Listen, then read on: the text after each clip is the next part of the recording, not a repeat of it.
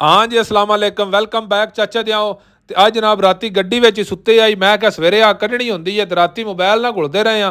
ਤੁਹਾਨੂੰ ਪਤਾ ਹੈ ਮੋਬਾਈਲ ਜਿਹੜਾ ਨਹੀਂ, ਇਹ ਸਾਰਿਆਂ ਨਾਲੋਂ ਵੱਡੀ ਬਿਮਾਰੀ ਹੈ। ਰਾਤੀ ਜਨਾਬ ਨੀਂਦਰ ਨਹੀਂ ਪਈ ਤੇ ਮੈਂ ਕਿਹਾ ਚੱਲ ਕੇ ਗੱਡੀ ਵਿੱਚ ਹੀ ਸੌਂਦੇ ਆ। 2 ਵਜੇ ਆ ਕੇ ਗੱਡੀ ਵਿੱਚ ਹੀ ਸੌਂ ਗਏ ਆ। ਹੁਣ ਤਕਰੀਬਨ 6:30-7 ਦਾ ਟਾਈਮ ਹੋ ਗਿਆ। ਬੰਦੇ ਸਾਰੇ ਗੱਡੀਆਂ ਕੱਢਣ ਲੱਗੇ ਨੇ ਤੇ ਅਸੀਂ ਆਖਿਆ ਅਸੀਂ ਵੀ ਗੱਡੀ ਕੱਢਨੇ ਆ। ਉਸ ਤੋਂ ਬਾਅਦ ਜਨਾਬ ਚੱਲਾਂਗੇ ਰੂਮ ਤੇ ਗੱਡੀ ਛੱਡੀ ਕੱਢ ਕੇ ਬਾਹਰ ਖਿਲਾਰੀ। ਉਸ ਤੋਂ ਬਾਅਦ ਆ ਕੇ ਜਨਾਬ ਇੱਕ ਵਾਰੀ ਨਹਾਤੇ ਆ, ਪੂਰੇ ਬਾਬੂ ਸ਼ਾਬੂ ਬਣੇ ਆ।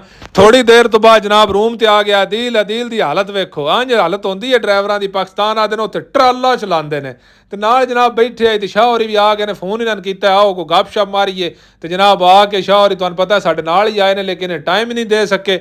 ਹੁਣ ਜਨਾਬ ਇਹਨਾਂ ਨੇ ਬੁਲਾਇਆ ਫੋਨ ਕਰਕੇ ਵਾ ਕੋਈ ਜੜ ਸਾਰਾ ਸਾਨੂੰ ਟਾਈਮ ਦਿਆ, ਕੋਈ ਗੱਪਸ਼ਪ ਲਾਣੇ ਆ ਕਿਉਂਕਿ ਹੁਣ ਹੀ ਵਿਹਲੇ ਹੁੰਦੇ ਆ, ਕਿਉਂਕਿ ਡਰਾਈਵਰ ਤੇ ਉਂਝ ਵਿਹਲੇ ਹੋ ਹੀ ਨਹੀਂ ਸਕਦੇ।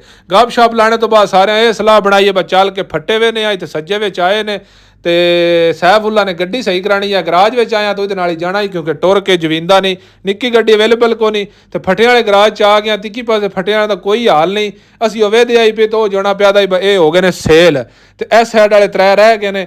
ਉਹ 3 ਪੂਰੇ ਧਿਆਨ ਨਾਲ ਵੇਖੇ ਨੇ। ਥੋੜਾ ਬੜਾ ਮਸਲਾ ਇਹਨਾਂ ਜ਼ੰਗ ਦਾ ਹੋ ਸਕਦਾ, ਲੇਕਿਨ ਇਹ ਬੜੀ ਸ਼ੈ ਹੈ ਟਰਾਲਿਆਂ ਵਿੱਚ। ਆਹ ਟਰਾਲਾ ਸਾਡੇ ਜਣਿਆਂ ਨੂੰ ਪਸੰਦ ਆਇਆ ਤੇ ਇਹਦੇ ਉੱਤੇ ਸਾਰਿਆਂ ਇਹ ਕੀਤਾ ਆਹ ਠੀਕ ਹੈ ਦੂਜਿਆਂ ਸਾਰਿਆਂ ਵਿੱਚੋਂ। ਤੇ ਇਹਨਾਂ ਦੀ ਕੀਮਤ ਉਹਨਾਂ ਦੱਸੀ 28,000। ਫਿਰ ਆ ਗਿਆ ਰੂਮ ਤੇ ਜਿਹੜਾ ਥੱਲੇ ਪੰਚਰ ਹੈ ਉੱਥੋਂ ਟਾਇਰ ਚੜਾਣੇ ਨੇ। ਤੁਹਾਨੂੰ ਪਤਾ ਬਸ ਸਾਡੇ ਟਾਇਰ ਕਮਜ਼ੋਰ ਨੇ ਤੇ ਸ਼ਾਰਜਾ ਤੋਂ ਮੁਸਤਾਮਲ ਟਾਇਰ ਮੰਗਾਏ ਨੇ, ਜਾਪਾਨੀ ਲੇਕਿਨ ਮੁਸਤਾਮਲ 22 ਮਾਡਲ ਨੇ, ਲੇਕਿਨ ਥੋੜੇ ਛੋਟੇ ਨੇ 315 ਦੇ ਨਹੀਂ। ਮੈਂ ਕਿਹਾ 7 ਨਹੀਂ ਚੜਦੇ ਕਿਉਂਕਿ 7 ਦੇ 315 ਦੇ ਨੇ ਤੇ ਰਾਸ ਦੇ ਜਿਹੜੇ ਨਵੇਂ ਚੜਾਏ ਆਣ ਉਹ ਪਿਛਾਂ ਕਾਰ ਛੱਡਨੇ ਆ ਤੇ ਇੱਥੇ ਉਹ ਨਿੱਕੇ ਚੜਾ ਲੈਂਦੇ ਆ ਇੱਕੋ ਜੇ।